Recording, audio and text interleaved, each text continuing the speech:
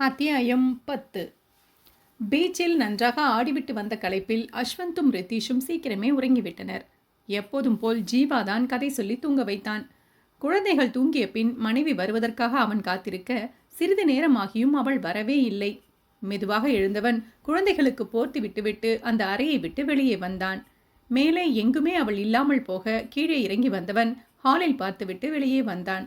வெளியில் இருந்த சிட்டவுட் இடத்தில்தான் எழிலரசி நின்றிருந்தாள்.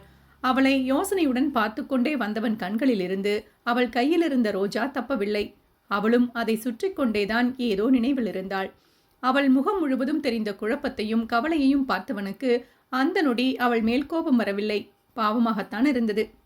ராணி என அவன் மென்மையாக அழைக்க அவன் பிரத்யேகமான அழைப்பில் திடுக்கிட்டு திரும்பியவள் வேகமாக கண்ணை வேறு துடைத்து கொண்டாள். அவள் அருகில் வந்தவன் அவள் கையில் இருந்த ரோஜாவை வாங்கினான். உன்னை இத்தனை படுத்தும் அளவு இதில் என்ன எழில் இருக்கு? அவள் முகத்தை ஆராய்ந்து கொண்டே அவன் கேட்க, செத்து போன என் காதல் என்றாள் அவள் வெறுமையாக. இத்தனை நாள் அவள் பட்ட கோபங்களுக்கு சரியாக திருப்பிக் கொடுத்தவனால் அவள் வேதனைக்கு எந்த பதிலும் கூற முடியவில்லை. அவன் கையில் இருந்த ரோஜா போன்றே மென்மையாக இருந்த அவள் முகத்தை தன் கைகளில் ஏந்தி கொண்டவன், இதை நானாக உன்னிடம் சொல்லவே கூடாது என்று நினைத்தேன் எழில். நீ கோபம் மட்டும் காட்டியிருந்தால் சொல்லியும் இருக்க மாட்டேன். ஆனால் உன் வேதனை எனக்கும் வலிக்குது. கடைசியா சொல்றேன், நல்லா கேட்டுக்கோ. ரித்தீஷ் என் மகன் இல்லை ராணி. நான் உனக்கு ஒரு துரோகமும் செய்யவில்லை. முடிந்தால் என் காதலை உணர்ந்து இதை நம்பு. இறந்து போன இருவர் காதலும் பிழைக்கும். இல்லை என்றால் அவள் கண்களை பார்த்து பேசியவன் எதையோ விழுங்கிக் கொண்டு நிறுத்திவிட்டான். அவன் கூற்றில்தான் அவளும் இந்த உலகிற்கே வந்தாள். அதுவரை வேறு ஏதோ உலகில் இருந்தோமா என்ற சந்தேகமே அவளுக்கு வந்தது. அவன் வார்த்தைகளை கிரகிக்க அவள் போராடி கொண்டே இருக்க அவள் இப்போதைக்கு தெளிய வாய்ப்பில்லை என்று ஜீவாவிற்கு புரிந்துவிட்டது. வாயலில் பணியில ரொம்ப நேரம் நிற்கக்கூடாது என்றவன் அவள் பதிலை எதிர்பார்க்காமல் அவள் கையை பிடித்து உள்ளே அழைத்து வந்து விட்டான். தங்கள் அறைக்கு வந்ததும் அவளை பெட்டில் படுக்க வைத்துவிட்டே அவன் படுத்தான். எப்படியும் குழப்பிக்கொள்ளத்தான் போகிறாள், அதை படுத்தே செய்யட்டும் என்றுதான் அவன் நினைத்தான். எழிலரசியும் அச்சரம் பிசகாமல் அதைத்தான் செய்தாள். கணவன் கூறுவது ஒருவேளை உண்மையாக இருக்குமோ என யோசிக்க தொடங்கிய எழிலரசியின் மனம் அதற்கான சாட்சியை தேடித்தான் அழைந்தது. முதலில் மூவருக்கும் ஒரே போல் இருக்கும் பழுப்பு நிற விழிகள், அதை கூட உலகில் பலருக்கு இல்லையா என்று ஒதுக்கிவிடலாம். முக ஜாடை, அதுவும் பலர் ஒரே போல் இருப்பார்கள் என்று எடுத்துக்கொள்ள வேண்டுமா? அடுத்து பழக்க வழக்கம் என்று கவனிக்க ஆரம்பித்தால் நிறைய பழக்கங்களும் மூவருக்கும் ஒன்று போல் இருந்து தொலைத்ததே. ஜீவா பேசிய மறுநாள் இரவே அதற்கான உதாரணம் ஒன்று அவள் கண்ணில் சிக்கியது. எப்போதுமே இரவு உணவை முடித்துவிட்டு படுக்கும் முன் ஆளுக்கு கொஞ்சம் ஹார்லிக்ஸ் குடித்துவிட்டு தான் படுப்பார்கள். அன்று ஹார்லிக்ஸ் காலியாகி இருந்தது. சரியாக கவனிக்காமல் விட்டதால் வேறு வாங்கவும் இல்லை. சரிதான் என காய்ச்சிய பாலை 3 டம்ளர்களில் விட்டு எழிலரசி எடுத்து வந்து கொடுக்க, பாலா, ஐயோ வேண்டாம் என ரித்தீஷ் அஸ்வந்த் இருவரும் ஒரே போல் அலறினர். இன்னைக்கு ஒரு நாள் குடிங்கடா, அடப்பிடிக்காதீங்க என்றவள், நீங்க எடுத்துக்கிட்டு இவங்களையும் குடிக்க வைங்க என கணவனிடம் கூறினாள். அவனோ மகன்களுடன் தான் கூட்டு சேர்ந்து கொண்டான். விட்டுவிடே நீளில், இது ஒன்றும் கட்டாயமில்லை, நாளைக்கு குடிச்சுக்கலாமே என அவனும் மெதுவாக கூற அவனை முறைத்தவள், நீங்களுமா என்றாள் கோபத்துடன். என்ன செய்வது, அவனுக்கும் பிடிக்காதே. ப்ளீஸ் எழில் என அவன் கெஞ்ச, அதே நேரம் ப்ளீஸ்மா என்றனர் இரு சிறுவர்களும். மூவரும் ஒரே போல் பாவமாக முகத்தை வைத்துக் கொண்டதை பார்த்தவளுக்கு மேலும் எரிச்சல்தான் வந்தது.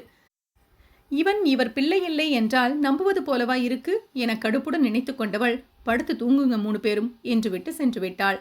வாங்கடா, நல்ல நேரத்தில் தூங்கிடுவோம் என்று கூறிக்கொண்டே மகன்களை படுக்க வைத்து ஜீவானந்தனும் தூங்க வைத்து விட்டான். ஆபீஸில் ஜீவானந்தன் வேலை செய்து கொண்டிருந்த போது அவன் அரைக்கதவை தட்டிவிட்டு வாசுகி உள்ளே வந்தாள்.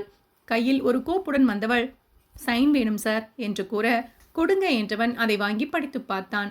அவளோ அவனைத்தான் தலை முதல் கால் வரை ஆராய்ந்து கொண்டிருந்தாள். நன்றாகத்தான் பேசுகிறார், முகத்தில் ஒரு தவறும் தெரியவில்லையே. இவர் எப்படி எழிலரசியை ஏமாற்றினார்? நமக்குத்தான் எதுவும் கணிக்கும் அளவு பக்குவம் இல்லையோ? அவள் பாட்டுக்கு யோசித்துக் கொண்டே நின்றுவிட அவள் கண்கள் முன் சொடக்கிட்டான் ஜீவானந்தன். என்ன தீவிர சிந்தனை, நான் வில்லனா ஹீரோவா என்ற குழப்பமா? அவன் கேள்வியில் திருவென விழித்தவள், ஐயோ அதெல்லாம் இல்லை சார் என்றாள் பதட்டத்துடன். யார் சொன்னது? இளங்கோவா ரகுவரனா? அவள் மனதை சுலபமாக படித்து அவன் கேட்க, இளங்கோ சார் என்றாள் அவள் மெதுவாக. அப்போ உன் பார்வைக்கு வில்லன் தான். வேலையை விட்டு போவதென்றால் ஒழுங்கா ரெசிக்னேஷன் போடு. அப்படியே ஓடினால் உன் கெரியர் தான் பாதிக்கப்படும். அவன் பாட்டிற்கு சாதாரணமாக கூற அவளுக்குத்தான் திக்கென்றிருந்தது. சார், வேலையை விட்டெல்லாம் போகல சார். சிறு பயத்துடன் நடுங்கிக் கொண்டே கூறியவளை பார்த்தவனுக்கு சிரிப்பு வந்துவிட்டது. சீக்கிரமே உன் காதலன் விட சொல்லுவான், தயாரா இருந்துக்கோ, இப்போ வேலையை பாரு என ஜீவானந்தன் முடித்துவிட அவளும் விட்டால் போதுமென்று ஓடியே விட்டாள். மாலை ஜீவானந்தன் வீட்டுக்கு வந்தபோது குழந்தைகள் இருவரும் மேலேதான் இருந்தனர். சமையலறையிலிருந்து மனைவி சத்தம் வர அவள் குரல் சற்றே சத்தமாக ஒலிக்கவும் அவன் அவள் பேசுவதை கவனித்தான். நானும் நிறைய இடத்துல ட்ரை பண்ணிட்டு தான் இருக்கேன் இளங்கோ, வேற பார்க்குறேன். திடீரென்று அந்த சூப்பர் மார்க்கெட் ஆர்டர் கேன்சல் பண்ணி தொலைச்சிட்டான். அவனோட இதுதான் பெரிய ஆர்டர் வேறு. நம் தப்புதான். டாக்குமெண்ட்டை சரியாக படிக்காமல் விட்டாச்சு. அவன் விளையாண்டுட்டு போயிட்டான். பார்த்துக்கலாண்டா, நான் வேற இடத்துல முயற்சி பண்றேன் என்று விட்டு போனை வைத்தவள் ஏதோ யோசித்துக் கொண்டே அடுப்பில் இருந்த குக்கரை இறக்கினாள். இன்னும் ஸ்டீம் அடங்காத குக்கரை அவள் திறக்கவேறு போக, ஹே ராணி என கத்திக்கொண்டே உள்ளே வந்து ஜீவா அவள் கையை பிடித்து விட்டான். ஸ்டீம் இன்னும் அடங்கலடா, அப்படி என்ன யோசனை? கவனம் என அவன் அழுத்தமாக கூற அவளும் அப்போதுதான் அதை கவனித்தாள். கான் வச்சேன், கவனிக்கல, பார்த்துக்கிறேன் என சாதாரணமாக அவள் கூற, கொஞ்சம் விட்டா வெடிச்சிடும் எழில். ஏதாவது பிரச்சனை பேசணும் என்றால் அடுப்பை அணைச்சிட்டு வெளியில போய் பேசு. குக்கர் அடங்கியதும் நான் எடுத்துட்டு வரேன், நீ போ என அவன் கூற, இல்ல பேசிட்டேன் என்றாள் அவள். இருக்கட்டும் எழில், ஏதோ யோசித்துக்கொண்டே இருக்கிறையே, போ குழந்தைகளுடன் இரு, நான் வரேன் என அவனே அவளை திருப்பிவிட அவளும் அமைதியாக நகர்ந்து விட்டாள். அவள் மேலே ஏறிவிட்டதை உறுதி செய்து கொண்டவன் ரகுவரனுக்கு அழைத்தான். அவனிடம் செய்ய வேண்டியதை கூறியவன், லேட் பண்ண வேண்டாம் ரகு, நாளைக்கு எழில் பிரச்சனை சரியாகணும் என முடிக்க, பார்த்துக்கிறேன் சார் என்று விட்டான் ரகுவரன். அவன் சொன்னதை செய்து விடுவான் என்பதால் அதற்கு மேல் ஜீவா யோசிக்கவில்லை. மறுநாள் தன் நிறுவனத்திற்கு சென்ற எழிலரசிக்கு நல்ல செய்திதான் காத்திருந்தது. அவள் நேராக சக்தி அறைக்கு வர அவள் வருவதை பார்த்த இளங்கோவும் பின்னாடியே அவர்கள் அறைக்கு வந்தான். ப்ராப்ளம் சால்வ் எழில், ப்ராடக்ட்ஸ் வாங்கிக்கிறேன்னு சொல்லிட்டாங்க என இளங்கோ மகிழ்ச்சியுடன் கூற, யாருடா என்றாள் எழிலரசி. இளங்கோ ஒரு குறிப்பிட்ட பெரிய சூப்பர் மார்க்கெட் பெயரை கூற அதை கேட்டதுமே எழிலரசியின் முகம் சுருங்கிவிட்டது. முந்தைய நாள் அவளும் அதே இடத்திற்கு பேசியிருந்தாள். அந்த ஆள் அவளை மதிக்கவே இல்லையே. எல்லாமே தேவைக்கு அதிகமாகவே வச்சிருக்கேம்மா, நீ ஓசில கொடுத்தா கூட வேண்டாம் என அவளை எரிச்சல் படுத்திவிட்டுத்தானே வைத்தான். தேவைக்கு அதிகமாக பொருள் வைத்திருப்பவனுக்கு திடீரென்று எப்படி தேவை வந்திருக்கும்? நீ பேசினாயா? அவர் கூப்பிட்டாரா இளங்கோ? அவர்தான் எழில் கூப்பிட்டார். நீ நேற்று பேசினாயாமே, அப்போ சரியாக பார்க்காமல் வேண்டாம் என்று சொல்லிவிட்டாராம். இப்பொழுதுதான் கவனித்தாராம். ப்ராடக்ட் காலி ஆயிடுச்சு, வாங்கிக்கிறேன்னு சொன்னார். இளங்கோ என்னதான் தெளிவாக கூறினாலும் எழிலுக்கு எங்கோ இடிப்பது போல்தான் இருந்தது. இளங்கோ வேலை இருக்கிறது என்று சென்றுவிட சக்திதான் எழிலை கவனித்தாள். என்ன யோசனை எழில் என சக்தி கேட்க, எழிலரசியும் தன் குழப்பத்தை கூறினாள். நேற்று அவன் பேசியதை வைத்து பார்த்தால் கவனிக்காமல் எல்லாம் சொன்ன மாதிரி இல்லை சக்தி என்றாள் எழிலரசி. அவள் கூற்றில் சக்தி முகமும் யோசனையுடன் சுருங்கி போயிற்று. உன் கணவருக்கு விஷயம் தெரியுமா எழில்? திடீரென சக்தி கேட்க, இல்லையே சக்தி என தொடங்கியவளுக்கு முந்தைய நாள் மாலை நடந்தது நினைவு வந்தது. நான் இளங்கோவிடம் பேசியதை கேட்டிருப்பார் சக்தி, அப்போ அவர் வேலையாத்தான் இருக்கும் என்று சக்தி உடனடியாக கூறிவிட்டாள். புரியல சக்தி. ஜீவா நம் கம்பெனி மேல் ஒரு கண் வைத்துக் கொண்டேதான் இருக்கிறார் எழில். தேவையான நேரத்தில் உதவி தானாக வரும். ராகவனை அனுப்பியது கூட அவர்தான். ராகவன் சாரை அவருக்கு தெரியுமா? அதிர்ச்சி நீங்காமல் எழில் கேட்க, தெரியாது எழில். பட் ரகுவரனிடம் சொல்லி ஒரு நல்ல சப்ளையர் நமக்கு அனுப்ப சொல்லி இருக்கார். அப்படி வந்தவர்தான் ராகவன். ஜீவா கவனம் இங்கும் இருக்கும் எழில். சக்தி என்னவோ நல்ல விதத்தில் மட்டும்தான் கூறினாள். எழிலரசிக்குத்தான் வேறு சில கேள்விகளும் வந்தது. முன்னேற்ற உதவுகிறானா? தன்னை விட முன்னேறிவிடக்கூடாது என்று பார்க்கிறானா? மனதை கேள்வி அரித்துக்கொண்டே இருக்க அன்றிரவு கணவனிடம் அதை நேரடியாகவே கேட்டும் விட்டாள். இரவு எப்போதும் போல் குழந்தைகள் தூங்கிய பின் தான் அவர்கள் இருவரும் பேசினர். நேத்து நான் போன்ல பேசினது கேட்டீங்களா என எழிலரசி கேட்க, கேட்டேன் என்றான் ஜீவானந்தன். அப்போ நீங்க தான் பிரச்சனையை சரி செஞ்சீங்களா? எஸ். ஏன்? இது என்ன கேள்வி? பிரச்சனை என்று தெரிந்தது, சரி செய்தேன், அவ்வளவுதான் என்றான் அவன் சாதாரணமாக. அன்று தொழில் பற்றி பேசும்போது தொழிலதிபன் ஜீவா வேறு என்று சொன்னீங்களே, இப்போ ஏன் உதவுறீங்க? மொத்தமாக எங்களை ஒழிக்க ஏதாவது பிளான் பண்ணுறீங்களா? அவள் கேள்வியில் அவன் உதடுகள் இகழ்ச்சியாக வளைந்தது. உனக்கு உன் கணவன் ஜீவானந்தனைத்தான் புரியாது என்று நினைத்திருந்தேன். மொத்தத்தில் ஒரு மனிதனாகவே நீ என்னை எதிலும் நம்பவில்லை போல். உங்கள் தொழிலை அழித்து நான் வாழ வேண்டிய அவசியம் இல்லை எழில். உன் தம்பி என்னை விட முன்னேறினால் கூட நான் கவலைப்பட மாட்டேன். ஆரோக்கியமான போட்டி எனக்கு போட தெரியும். யாரையும் ஏமாற்றி பிழைத்து எனக்கு பழக்கமில்லை. நம்ப முடியாவிட்டால் இருக்கும் கெட்ட எண்ணங்களுடன் எதையும் வச்சுக்கோ, ஐ டோன்ட் கேர் என்றவன் அதற்கு மேல் அவள் அருகில் நிற்காமல் நகர்ந்து விட்டான். அவனால் கோபத்தை கட்டுப்படுத்தவே முடியவில்லை. அதை அவளிடம் காட்டிவிடக் கூடாது என்றுதான் நகர்ந்து விட்டான்.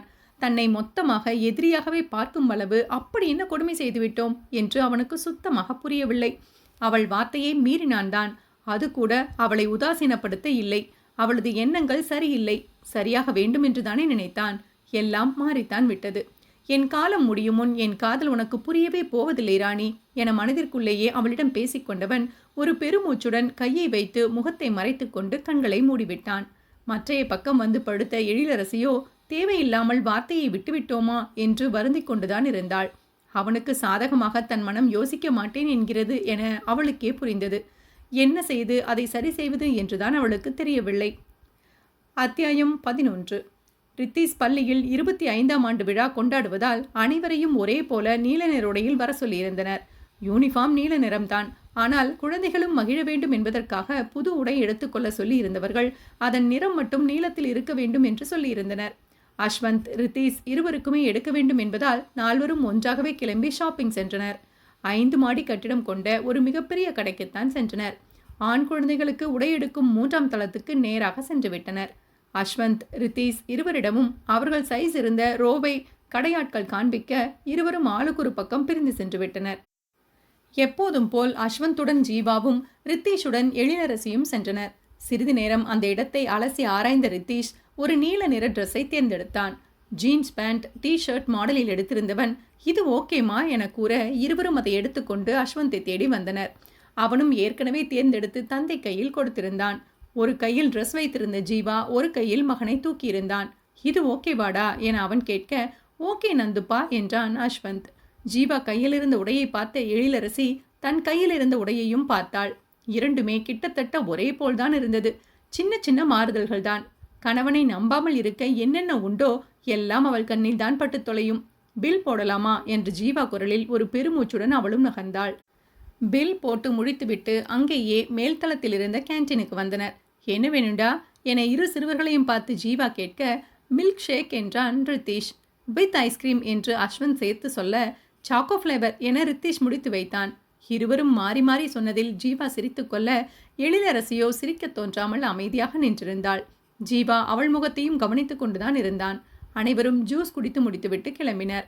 கார் பார்க்கிங் வரை வந்த ஜீவானந்தன் உட்காருங்க, ஒரு 5 நிமிடத்தில் வந்துடுறேன் என்று விட்டு சாவியை எழிலிடம் கொடுத்துவிட்டு சென்று விட்டான். 5 நிமிடம் என்று சொல்லிவிட்டு போனவன் அரை மணி நேரம் சென்றுதான் வந்தான். அவன் காரில் ஏறியதும் இவ்வளோ நேரம் எங்கே போனீங்க என எழிலரசி கேட்க கர்ப்பமாக இருக்கும் காதலியை பார்க்க போனேன் என்று அவளுக்கு மட்டும் கேட்கும் குரலில் கூறியவன் அவள் திகைத்து விழிப்பதை பார்த்து கண்ணடித்து விட்டு காரை எடுத்து விட்டான். வீட்டுக்கு வந்ததுமே சிறுவர்கள் இருவரும் விளையாட சென்றுவிட ஃப்ரெஷ் ஆகிவிட்டு சோஃபாவில் வந்து அமர்ந்த எழிலரசி அருகில் வந்தான் ஜீவானந்தன். தன் கையில் இருந்த பர்ஸை அவன் அவளிடம் நீட்ட நகை வைக்கும் பர்ஸ் போல் இருந்ததை யோசனையுடன் பார்த்தவள் என்ன என்றாள். பிரிச்சு பாரு அவன் கூறியதும் அதை திறந்து பார்த்தவளுக்கு அதிலிருந்த பொருளை பார்த்து ஒரு நொடி அவள் முகம் காதலுடன் மலரத்தான் செய்தது. ஒரே ஒரு நொடிதான். அடுத்த நொடி அவள் முகத்தை மாற்றிக்கொண்டாள். பயப்படாத எழில், உடனடியாக உன்னை போட்டுக்க சொல்ல மாட்டேன். அஸ்வந்திற்கும் ரித்தீஷிற்கும் இருக்கும் ஒற்றுமையெல்லாம் ஆராய்ந்து முடித்து அதற்கு பின்பும் உன்னால் என்னை ஒரு நாள் நம்ப முடிந்தால் அன்று இதை போட்டுக்கோ. அப்படி ஒரு நாள் வருமா என்றே தெரியவில்லை. என் ஆயுள் முடியும் முன் நான் மனதார நேசித்த என் ராணியை பார்க்க முடிந்துவிட்டால் என் மொத்த ஆயுளுக்கும் அது போதும். முடிந்தால் தூக்கி எறியாமல் இப்போதைக்கு வச்சுக்கோ என்றவன் அங்கிருந்து சென்று விட்டான். முதற்கட்ட திகைப்பிலிருந்தே மீள முடியாமல் நின்றிருந்த எழிலரசியால் உடனடியாக எந்த எதிர்வினையையும் காட்ட முடியவில்லை. சக்தியும் சுந்தரவல்லியும் நன்றாக பழகத் தொடங்கி இருந்தனர். ஒருமுறை சக்திக்கு அழைத்த சுந்தரவல்லி இன்று மாலை கோவிலுக்கு போறேன்மா, நீயும் வருகிறாயா என்று கேட்க வெள்ளிக்கிழமை கோவிலுக்கு போகும் பழக்கம் இருப்பதால் அவளும் வரேன்மா என்று கூறிவிட்டாள். அப்படியே வாரம் போக ஆரம்பித்த அவர்களுடைய நட்பு நல்லபடியாக வளர்ந்தது. ஒரு கட்டத்தில் ஆஃபீஸ் வந்த ராகவனிடம் அம்மா சுகர் மாத்திரை தீந்து போச்சாமே ராகவன், இன்னைக்கு மறக்காம வாங்கிட்டு போங்க என்று அவள் சொல்லும் நிலையில் வந்து நின்றது. அடப்பாவமே, எனக்கு முன் உங்களுக்கு தெரியும் அளவு போயாச்சா? 2 பேரும் கொஞ்சம் ஓவரா போறீங்களே என்றான் அவன் விளையாட்டாக. சாரி ராகவன், ஏன் என்று தெரியல, எங்க 2 பேருக்கும் நல்லா செட் ஆகிடுச்சு. உங்களை கஷ்டப்படுத்தி இருந்தால் சாரி. கொஞ்சம் அதிகமாகத்தான் போய்விட்டோமோ என்ற எண்ணத்துடன் அவள் கேட்க அச்சோ சக்தி, ஏன் சாரி எல்லாம் சொல்லுறீங்க? நான் விளையாட்டாத்தான் சொன்னேன். உண்மையை சொன்னால் எனக்கும் சந்தோஷம்தான். சிரித்துக்கொண்டே அவன் சொல்லவும் தான் அவளுக்கும் நிம்மதியாக இருந்தது. கிளம்பியாச்சா? ஆமா சக்தி, நேராக வீட்டுக்குத்தான் போறேன். நானும் வரேன் ராகவன். ஷாப்பிங் போயிருந்த போது அம்மாவுக்கு ஒரு புடவை எடுத்தேன், நேரில் வந்து கொடுக்கணும். அம்மாவுக்கு மட்டும் புது ட்ரெஸ்ஸா? இது அநியாயம் இல்லையா? நான் ஒருவன் அந்த வீட்டில் இருக்கேன்மா. பாவம் போல் அவன் முகத்தை வைத்து கொண்டதில் சக்தியும் சிரித்து விட்டாள். அடுத்த முறை உங்களுக்கும் வாங்கிடுறேன், முகத்தை இப்படி வைக்காதீங்க என சிரிப்பினோடு அவள் கூற பார்ப்போம் என்று கூறிக்கொண்டே எழுந்தான் ராகவன். இருவரும் அலுவலகத்திலிருந்து கிளம்பினர். வெளியே வந்ததும் சக்தி டிரைவருக்கு ஃபோன் செய்வதை பார்த்த ராகவன், கார் இங்கே இல்லையா என்று கேட்க, இல்லை ராகவன், இன்று அப்பா போன இடத்தில் லேட் ஆகுது, அதான் ஃபோன் பண்ணுறேன், வீட்டுக்கு போயிட்டாரான்னு தெரியல.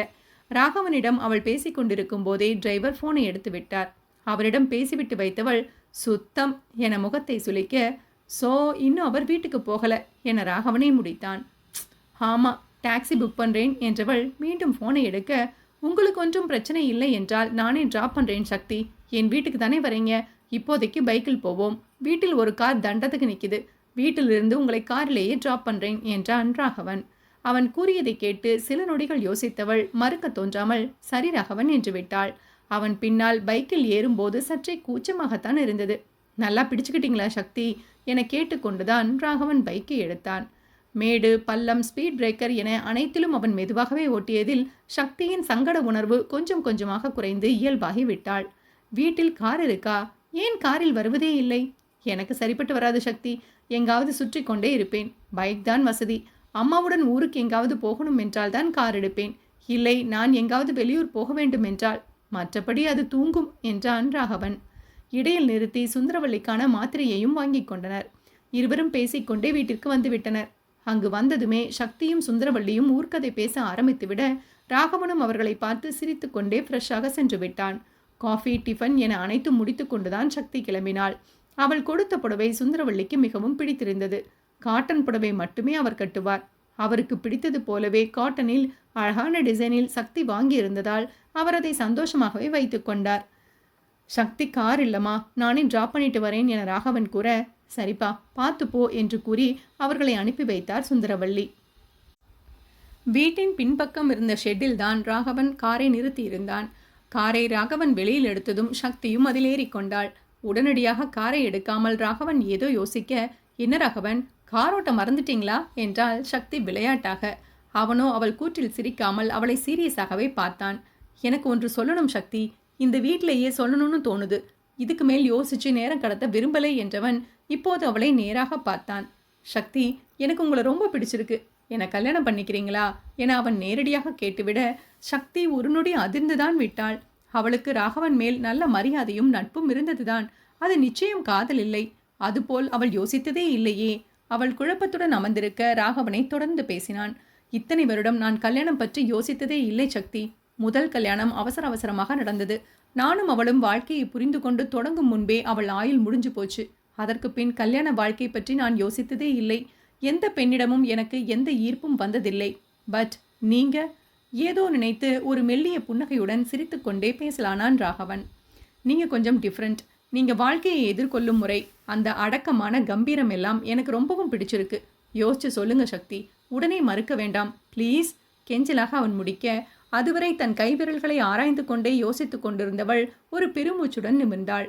சாரி ராகவன், எனக்கு இப்படி ஒரு எண்ணமே இல்லை, என்ன சொல்றதுன்னு தெரியல, யோசிச்சு பார்க்குறேன் ராகவன் என்று மட்டும் அவள் கூற, சரிம்மா என்று விட்டு அவன் காரை எடுத்து விட்டான். அவனது இந்த குணம்தானே அவர்கள் நட்புக்கே அடிப்படை. எங்குமே கண்ணியம் தவறாதவன். அதனால்தான் இப்போதும் கோபப்படாமல் அமைதியாகவே பதில் கூறினாள். அவளை வீட்டில் இறக்கிவிட்ட ராகவனும் பாய் சக்தி என்று சாதாரணமாக கூறிவிட்டு கிளம்பிவிட்டான். அன்று ஜீவானந்தனுக்கு செக்கப் போக வேண்டிய நாள். வேலைப்பளுவில் அவன் அதை சுத்தமாக மறந்துவிட்டான். ஆனால் எழில் மறக்கவில்லை. மற்ற எந்த விஷயத்தில் மாறுபாடுகள் இருந்தாலும் அவன் உடல் எனும்போது அவள் எதுவும் கொண்டு வரவில்லை. அவன் நலனை தாண்டித்தான் அனைத்துமே என்பதில் மட்டும் அவள் தெளிவாகத்தான் இருந்தாள். மதியம் ஹாஸ்பிட்டலுக்கு அழைத்து அப்பாயின்மெண்ட் போட்டுவிட்டவள் மாலை கணவன் வந்ததும் அவனிடம் சொல்லலாம் என காத்திருக்க 6 மணி ஆகியும் அவன் வரவில்லை. அவனுக்கு செக்கப் நினைவில்லை என அவளுக்கு நொடியில் புரிந்துவிட்டது. ஏதாவது வேலை இருந்தால் பார்த்து கொண்டு அமர்ந்து விடுவானே ஒழிய வந்து தொலைய மாட்டான். அதற்கு மேல் யோசிக்காமல் அவன் கணவனுக்கு அழைத்து விட்டாள். அதிசயமாக மனைவி அழைக்கவும் ஃபேக்டரியில் நின்றிருந்த ஜீவானந்தன் சற்றை தள்ளி வந்து போனை எடுத்தான்.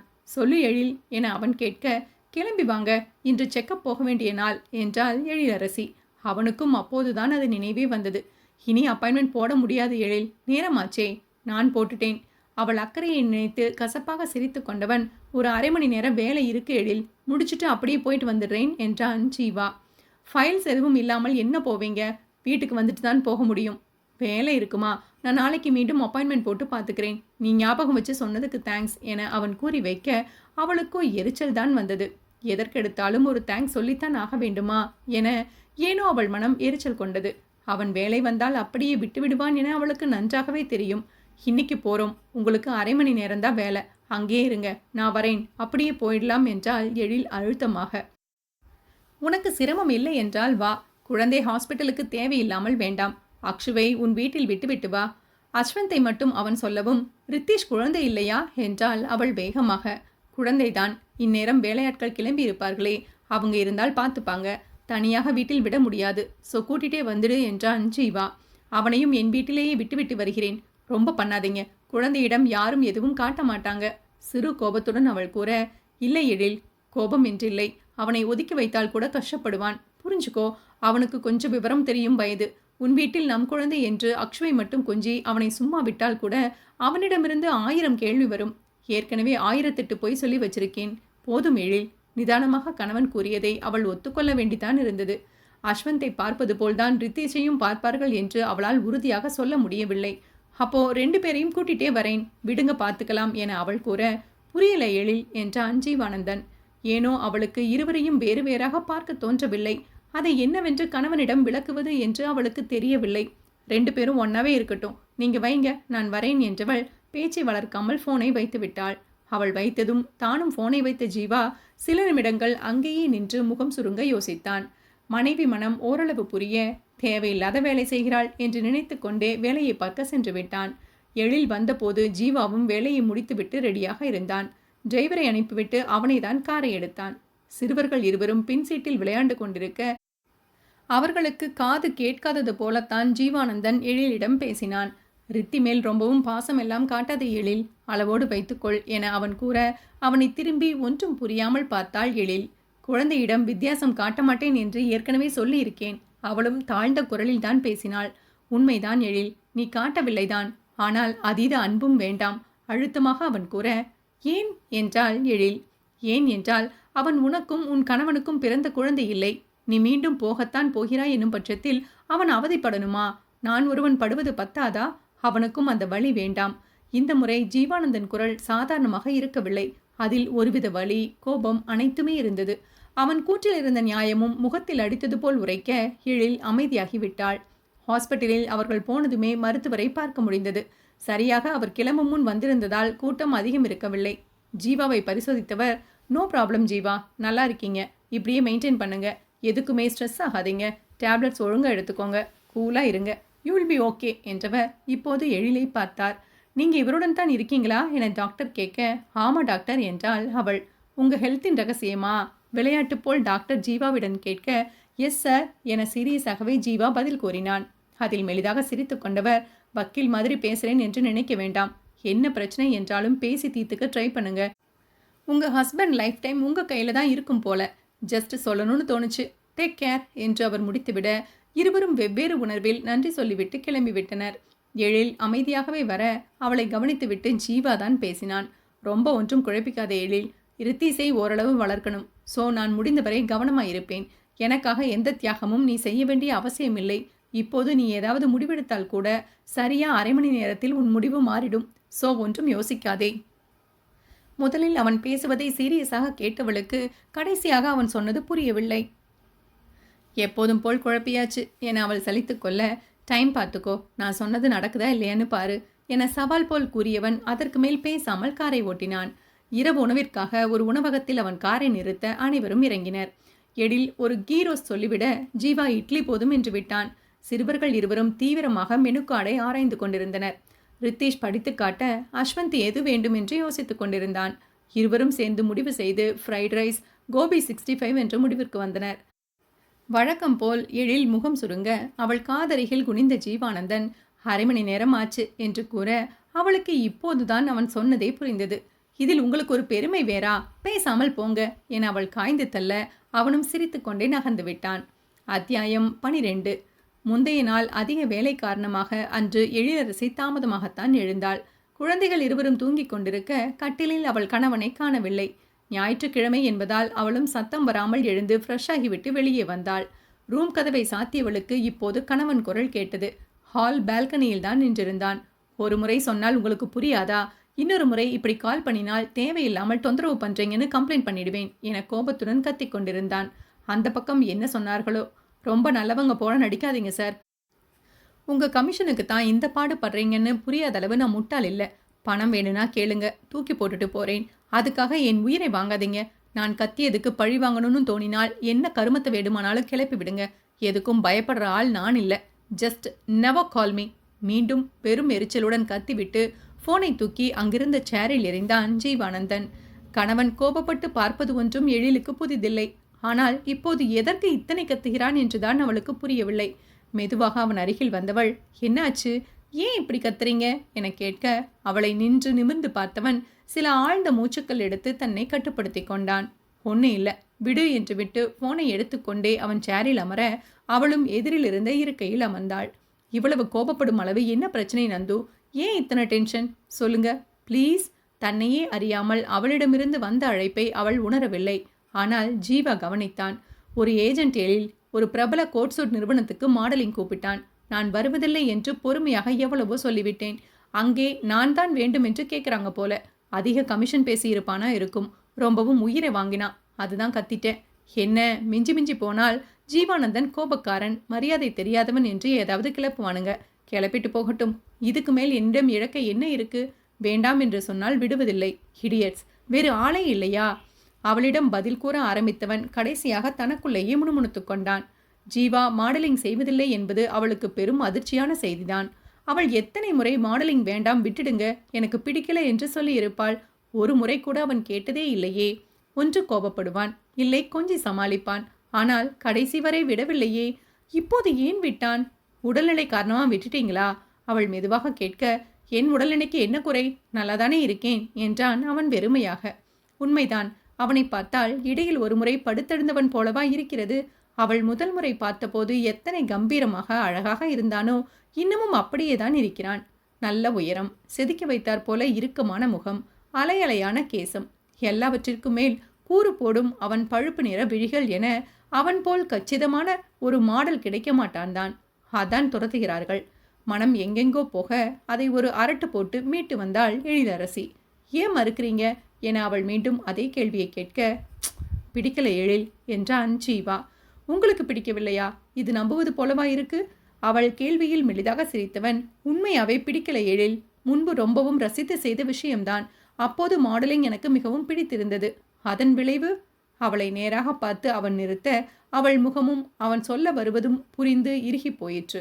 அதற்கு பின் அந்த வேலையை மனதார செய்ய முடியவில்லை. அதான் விட்டுட்டேன் என முடித்தான் ஜீவானந்தன்.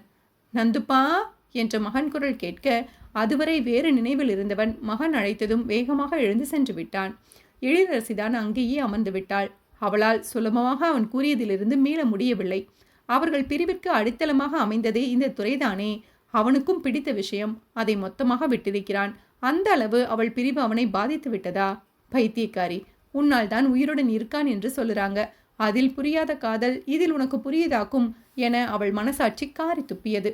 100% அவன் காதல் என்று ஏற்றுக்கொள்ள முடியாவிட்டாலும் இந்த வாழ்க்கையை பேசாமல் இப்படியே தொடருவோமா என்றுதான் அவளுக்கு தோன்றியது. நியாயப்படி பார்த்தால் அவளுக்கு ரித்தீஷ் மேல் கோபம்தான் வர வேண்டும். அவள் கணவனின் துரோகத்தின் அடையாளமாக சுற்றுபவன் மேல் அவளுக்கு பாசம்தான் வந்து தொலைத்தது. சுட்டு போட்டாலும் பழைய தூய்மையான காதல் அவளுக்கு வராதுதான். அதற்காக இப்படி குழப்பிக்கொண்டே சுற்றுவதற்கு நமக்கு கிடைத்த வாழ்க்கை இவ்வளவுதான் என்று ஏற்றுக்கொண்டு விடலாமா என தீவிரமாக யோசிக்க ஆரம்பித்தாள் எழிலரசி. இதோடு 10வது முறையாக சக்தி ராகவனுக்கு அழைத்து விட்டாள். கடந்த 3 நாளாக அவனை ஆளையே காணவில்லை. அவன் வீடும் பூட்டி கிடந்தது. கம்பெனியில் விசாரித்த போது பர்சனல் வேலையாக எங்கோ போயிருக்கிறான். எங்கே என்று தெரியாது என கூறிவிட்டனர். முதல் முறை அவள் அழைத்த போது தொடர்பு எல்லைக்கு அப்பால் இருக்கிறான் என்றுதான் வந்தது. சரி பார்ப்போம் என நினைத்து கொண்டவள் அன்றிரவு மீண்டும் அழைத்து பார்த்தாள். அப்போதும் அதே விடைதான். முதலில் அதை சாதாரணமாக எடுத்துக்கொண்டவளுக்கு தொடர்ந்து 3 நாட்களாக அவன் எடுக்காமல் இருக்கவும் ரொம்பவும் டென்ஷன் ஆகிவிட்டது. நேரம் காலம் தெரியாமல் ஒரு முறை சுந்தரவள்ளி கூறியது வேறு அவளுக்கு நினைவு வந்தது. என் சொந்த ஊரில் இருக்கும் என் அண்ணனிடம் ராகவனுக்கு பொண்ணு பார்க்க சொல்லி இருக்கேன்மா, அமைந்தால் இவனை எப்படியாவது சரி கட்டி கல்யாணம் பண்ணி வச்சிடணும் என்று கூறியிருந்தார். ஒருவேளை செய்திருப்பாரோ என அவளுக்கு படபடப்பாகத்தான் இருந்தது. ராகவனும் காதல் சொல்லி 1 மாதம் பக்கம் ஆகிவிட்டது. அவள் ஒரு பதிலும் சொல்லவில்லை. அவனும் வற்புறுத்தவில்லைதான். ஆனால் என்ன நினைத்தானோ? அவளுக்கு விருப்பமில்லை என்று முடிவு செய்திருப்பானோ என யோசித்தவளுக்கு அந்த நொடி தன் மனமும் புரிந்தது. அவனை காணாது அடித்து கொண்ட மனம் அவன் மீது தான் காதலில் விழுந்து விட்டதை அப்பட்டமாக காட்டி கொடுத்து விட்டது. மறுநாள் காலை நேரமாக அவள் மீண்டும் அவன் வீட்டிற்கே சென்று விட்டாள். அவன் வீட்டுக் கதவு திறந்தே இருந்ததில் வேகமாக உள்ளே நுழைந்தவள் அங்கு சோஃபாவில் ஹாயாக அமர்ந்து காஃபி குடித்துக் கொண்டிருந்த ராகவனை பார்த்ததும் ஒரு பெருமூச்சுடன் நின்று விட்டாள். அந்த நேரத்தில் அங்கு அவளை சுத்தமாக எதிர்பார்க்காதவன், ஹே சக்தி, இந்த நேரத்தில் என்ன என கேட்டுக்கொண்டே எழுந்து கொள்ள அதுவரை இருந்த நிம்மதி மறைந்து இப்போது அவளுக்கு கோபம் வந்தது. எங்கே போய் தொலைஞ்சிங்க ராகவன்? ஒரு வார்த்தை சொல்லிட்டு போக மாட்டீங்களா? உங்கள் ஃபோனும் எடுக்கலை, அம்மா ஃபோனும் எடுக்கலை. ஆஃபீஸில் கேட்டாலும் ஒன்றும் தெரியலன்னு சொல்கிறாங்க. அப்படி என்ன ரகசிய வேலை? கல்யாணம் ஏதாவது பண்ண போனீங்களா? வீட்டுக்குள் மேலும் எட்டி பார்த்து கொண்டே அவள் பொரிந்து தள்ள முதலில் அவள் பேசியதை சீரியஸாக கேட்டுக்கொண்டிருந்தவனுக்கு கடைசியாக அவள் தேடியதை பார்த்து சிரிப்பு தான் வந்துவிட்டது. கல்யாணமா? உங்க கற்பனைக்கு ஒரு அளவே இல்லையா சக்தி என அவன் சத்தமாகவே சிரிக்க, அதே நேரம் அவர்கள் பேசுவதை கேட்டுக்கொண்டு சுந்தரவல்லியும் அங்கே வந்து விட்டார். அடடா சக்தி, வாமா வா. சாரிம்மா, உன்னிடம் சொல்லாமலேயே கிளம்பிட்டோம். குலதெய்வம் கோயிலுக்கு போயிருந்தோம். அங்கே டவர் எடுக்கலைமா, இப்போதான் வந்தோம். அவரே விளக்கமும் கொடுத்துவிட சின்ன விஷயத்திற்கு தான் எத்தனை குழம்பி விட்டோம் என்று நினைத்து அவளுக்கு சங்கடமாக போய்விட்டது. 3 நாளாக காணோம் என்றதும் பயந்துட்டேன்மா என்று மெதுவாக அவள் கூற, சாரிடா, இனி இப்படி ஆகாமல் பார்த்துக்கிறோம். உட்காரு, பால் வச்சிருக்கேன், உனக்கும் சேர்த்து காஃபி போட்டு எடுத்துட்டு வரேன் என்று விட்டு அவர் உள்ளே சென்று விட்டார். சக்தி ராகவனை நிமிர்ந்து பார்க்க, ஒரு நிமிடத்தில் எனக்கு கல்யாணமே பண்ணி வச்சாச்சா? ஏன் இந்த கொலைவெறி என்றான் அவன் பாவம் போல். சாரி ராகவன் என அவள் மெதுவாக கூற, சங்கடத்தில் சிவந்திருந்த அவள் முகத்தை கள்ளத்தனமாக ரசித்து கொண்டிருந்தான் ராகவன். வந்து உட்காருங்க என அவன் சோஃபாவை காட்ட அவளும் அமர்ந்தாள். சக்திக்கு காஃபி கொடுத்துவிட்டு சுந்தரவள்ளி குளிக்க சென்று விட்டார். கையில் இருந்த காஃபியை பார்த்து கொண்டே அமைதியாக அமர்ந்திருந்த சக்தி ராகவனுக்கு மிகவும் புதிது. சக்தி என அவன் மென்மையாக அழைக்க கண்களை மட்டும் நிமிர்த்தி அவனை பார்த்தாள் அவள். அவள் கண்களில் பன்னீர் துளி போல பளபளத்த கண்ணீரை பார்த்து அவன் அதிர்ந்துதான் விட்டான். என்னம்மா, என்னாச்சு? அவள் கையை மட்டும் ஆறுதலாக பிடித்து கொண்டு அவன் கேட்க, அவளும் காஃபியை வைத்துவிட்டு அவன் கைகளை பிடித்து கொண்டாள். நீங்க நிரந்தரமா எனக்கு இல்லாம போயிட்டீங்களோன்னு பயந்துட்டேன் ராகவன். அவன் கைகளை பார்த்து பேசியவள் இப்போது நிமிர்ந்து அவனை நேராக பார்த்தாள். கல்யாணம் பண்ணிக்கலாம் ராகவன், எனக்கு உங்களை பிடிச்சிருக்கு. அவன் கண்களை நேராக பார்த்து அவள் கூறிய சம்மதத்தில் அவனும் சில நொடிகள் ஒன்றும் பேசவில்லை. அந்த நொடி அவன் மனதில் அத்தனை நிம்மதி, அத்தனை நிம்மதி. அவன் கண்களும் லேசாக கலங்கித்தான் போனது. அதை வேகமாக சுண்டிவிட்டவன், கண்டிப்பா பண்ணிக்கலாம் சக்தி, சீக்கிரமே, அடுத்த முகூர்த்தத்திலேயே பண்ணிக்கலாம். இனி உங்களை விட்டு எங்குமே போக மாட்டேன் என்றவன் மென்மையாக அவள் நெற்றியில் இதழ் உற்று விலக அவள் முகமோ மேலும் சிவந்து போனது. ஒரே ஒரு கண்டிஷன். அவனை நேராக பார்த்து சக்தி கூற, சொல்லுங்க என்றான் ராகவன்.